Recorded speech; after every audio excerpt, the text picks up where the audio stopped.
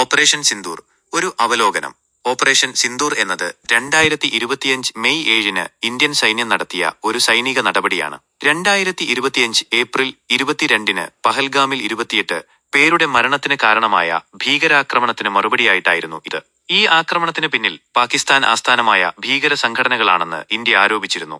ഓപ്പറേഷന്റെ പ്രധാന വിശദാംശങ്ങൾ. തീയതിയും സമയവും 2025 മെയ് 7 പുലർച്ചെ. സ്ഥലം പാകിസ്ഥാൻ, പാക് അധീന കാശ്മീർ എന്നിവിടങ്ങളിലെ 9 ലക്ഷ്യസ്ഥാനങ്ങൾ. നടപ്പാക്കിയത് ഇന്ത്യൻ സൈന്യം. ഉപയോഗിച്ച ആയുധങ്ങൾ: റഫാൽ ജെറ്റുകൾ, SCALP ക്രൂയിസ് മിസൈലുകൾ, AASM ഹാമർ ബോംബുകൾ.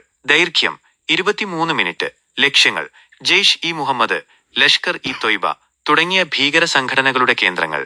ഫലങ്ങളും പ്രതികരണങ്ങളും. ഇന്ത്യ ഓപ്പറേഷനിൽ പ്രധാന ഭീകര നേതാക്കൾ കൊല്ലപ്പെട്ടതായി അവകാശപ്പെട്ടു. പാകിസ്ഥാൻ ഈ ആക്രമണത്തെ അനാവശ്യമായ ആക്രോശം എന്ന് വിശേഷിപ്പിക്കുകയും സിവിലിയൻ മരണങ്ങളും ഇന്ത്യൻ വിമാനങ്ങൾ തകർത്തുവെന്നും ആരോപിച്ചു. നിയന്ത്രണ രേഖയിൽ ലൈൻ ഓഫ് കൺട്രോൾ ഇരുവശത്തും വെടിവയ്പുണ്ടാവുകയും സിവിലിയൻ മരണങ്ങൾ റിപ്പോർട്ട് ചെയ്യപ്പെടുകയും ചെയ്തു. അന്താരാഷ്ട്ര സമൂഹം ഇരു രാജ്യങ്ങളോടും സംയമനം പാലിക്കാനും കൂടുതൽ സംഘർഷം ഒഴിവാക്കാനും അഭ്യർത്ഥിച്ചു.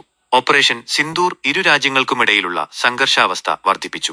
ഇതിന്റെ അനന്തരഫലങ്ങൾ വരും ദിവസങ്ങളിൽ കൂടുതൽ വ്യക്തമാകും.